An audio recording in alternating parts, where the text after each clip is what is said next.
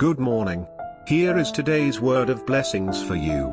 Leviticus 5:1. If anyone sins because they do not speak up when they hear a public charge to testify regarding something they have seen or learned about, they will be held responsible.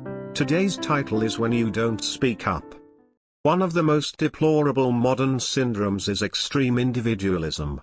Unlike the traditional society where interactions between people were absolutely necessary, the need for interactions with other people has been drastically reduced.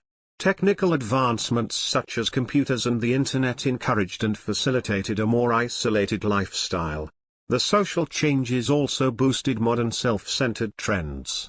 Traditional extended families are replaced by nuclear families where human interactions are much more limited.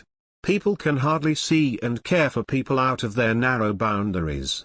As a result, we do not concern ourselves with the sufferings of our next door intentionally and unintentionally. Occasionally we hear a report that a person died alone and nobody has noticed it for a long time. That's sad. That's not how we are to live. God created man not to live alone but to live together. God even said that it is not good for a man to be alone. We are to care for each other. We are to work and speak for each other.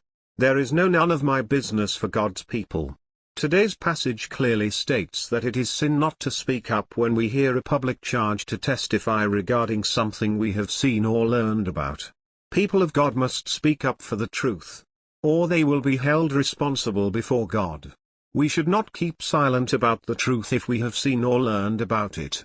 This reminds me of the famous address of Martin Luther King Jr. He repeatedly challenged some Christians who knew the reality of racial discrimination but still kept silent. He said, "If you don't speak up when you know the truth, you are subtly helping the discriminator." That's exactly what today's passage says. People of God have duties to be truthful before man as well as before God. We need to speak up when the will of God is violated. It may put us in trouble, but it certainly will please God. And that is the biggest concern for us all. Right? How responsibly are you living as a neighbor?